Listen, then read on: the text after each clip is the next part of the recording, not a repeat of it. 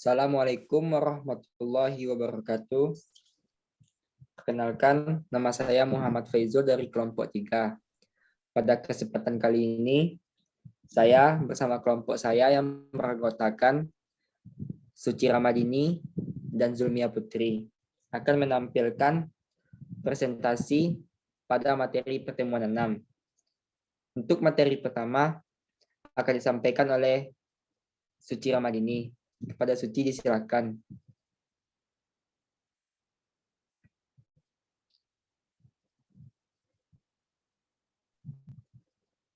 Baiklah, saya akan membacakan materi pertama. Yang pertama yaitu dasar hukum.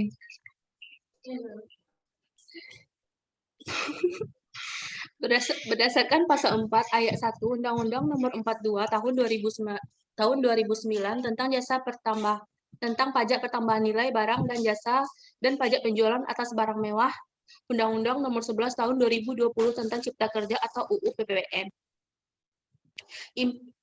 Impor know-how dari luar negeri termasuk dalam kegiatan pemanfaatan BKP tidak berwujud dari daerah luar pabean di dalam daerah pabean yang mana atas kegiatan ini akan dikenakan PPN.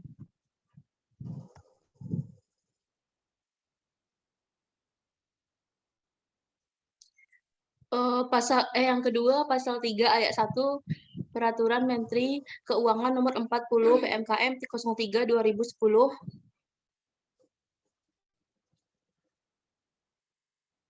pajak pertambahan nilai yang terutang atas pemanfaatan barang kena pajak tidak berwujud dan atau jasa kena pajak dari luar daerah pabean dihitung dengan cara sebagai berikut. Yang A, 10%. Dikalikan dengan jumlah yang dibayarkan atau seharusnya dibayarkan kepada pihak yang menyerahkan barang kena pajak tidak berwujud atau jasa kena pajak. B, 10%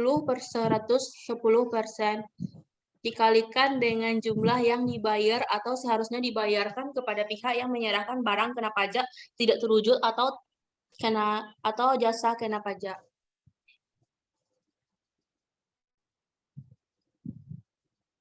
Yang kedua yaitu BKP tidak berwujud. Barang kena pajak ialah benda yang menurut Undang-Undang Pajak Pertambahan Nilai atau Undang-Undang PPN dikenai pajak.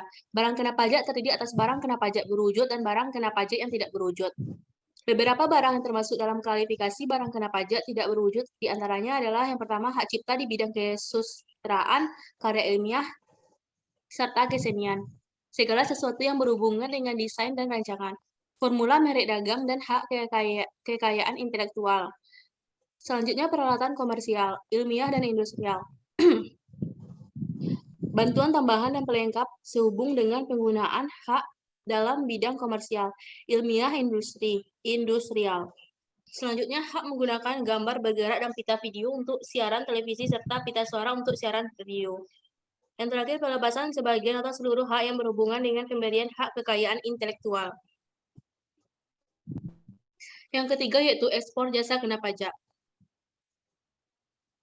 Ekspor jasa kena pajak berdasarkan pasal 1 ayat 4 PMKM nomor 32 atau PMKM titik 0110 atau 2020 adalah setiap kegiatan penyerahan jasa kena pajak yang dihasilkan di dalam daerah pabean untuk dimanfaatkan oleh penerimaan ekspor jasa kena pajak di luar daerah pabean.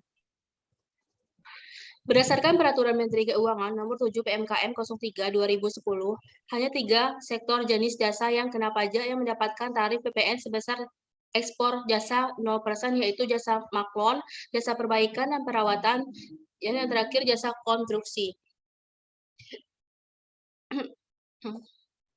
Baik, untuk materi selanjutnya kita minta kepada Zulmia Putri. Kepada Zulmia disilakan.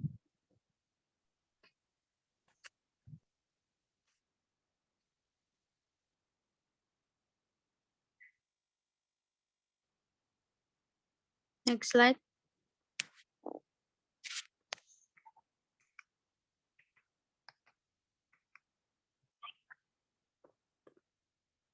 Yang keempat, saat dan tempat pajak terutang. Saat dan tempat terutang PPN dan PPNBM sesuai pasal 17 PP nomor 1 tahun 2012. Yang pertama, terutangnya pajak pertambahan nilai atau pajak pertambahan nilai dan pajak penjualan atas barang mewah terjadi pada saat impor barang kena pajak, penyerahan jasa kena pajak, pemanfaatan barang kena pajak tidak berwujud dari luar daerah pabean. B. Dalam hal pembayaran diterima sebelum penyerahan barang kena pajak atau sebelum penyerahan jasa kena pajak, atau dalam hal pembayaran dilakukan sebelum dimulainya pemanfaatan barang kena pajak tidak berwujud atau jasa kena pajak dari luar daerah pabean. Saat terutangnya pajak pertambahan nilai atau pajak pertambahan nilai dan pajak penjualan atas barang mewah adalah pada saat pembayaran. Yang ketiga, penyerahan barang kena pajak sebagaimana dimaksud dalam ayat 1 huruf A. Yang keempat, impor barang kena pajak sebagaimana dimaksud pada ayat 1 huruf B terjadi pada saat barang kena pajak tersebut dimasukkan ke dalam daerah pabean. Next slide.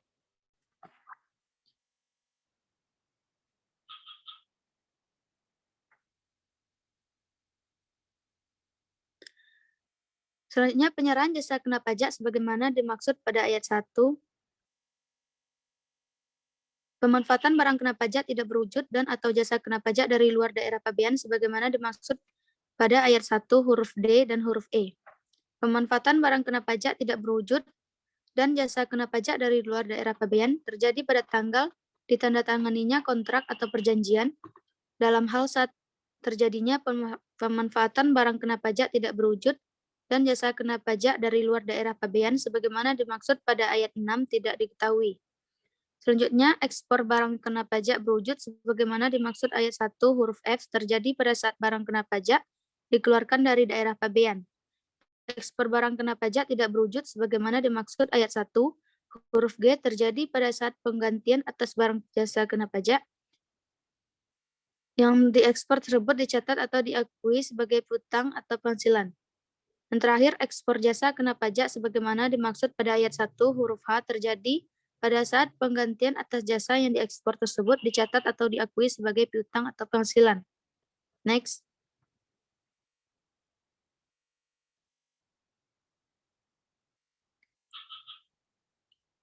Yang kelima, dasar pengenaan pajak.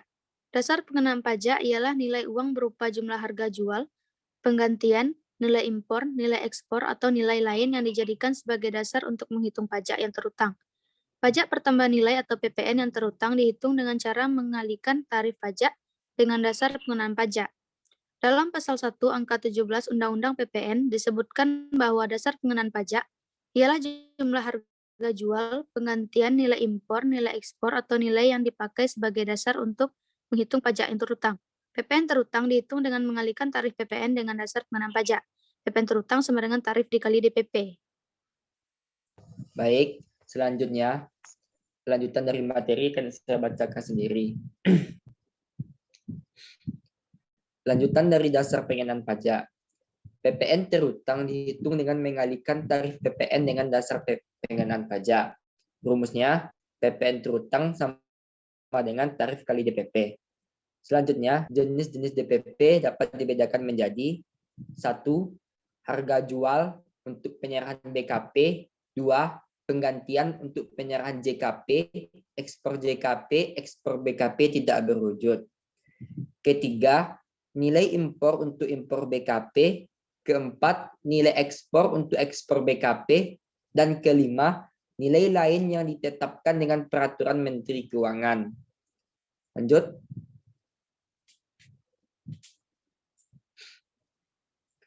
Selanjutnya, dokumen ekspor JKP.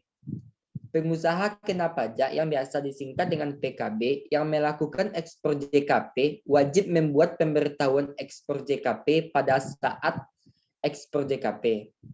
Pemberitahuan dilampiri dengan invoice sebagai satu kesatuan yang tidak terpisahkan. Adalah dokumen tertentu yang kedudukannya dipersamakan dengan faktur pajak.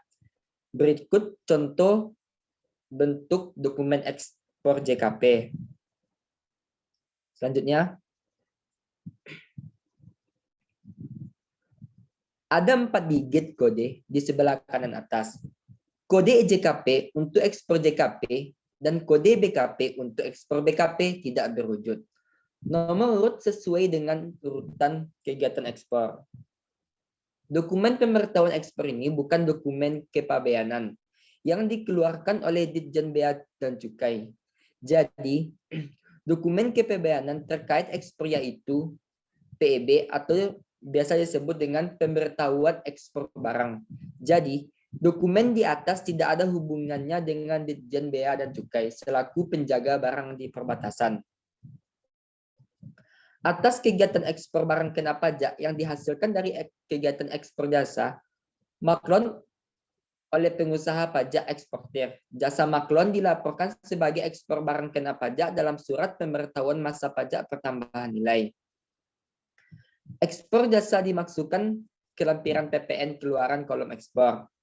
Pajak dimasukkan yang dapat dikreditkan terkait ekspor jasa yaitu 1. Perolehan barang kena pajak, 2.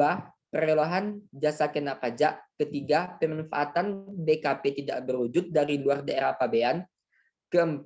Pemanfaatan jasa kena pajak atau JKP dari luar daerah pabean, 5. Impor barang kena pajak atau impor BKP. Baik, hanya sekian yang dapat kami sampaikan. Sebelumnya kami minta terima kasih atas waktunya. Salah dan janggal kami mohon maaf.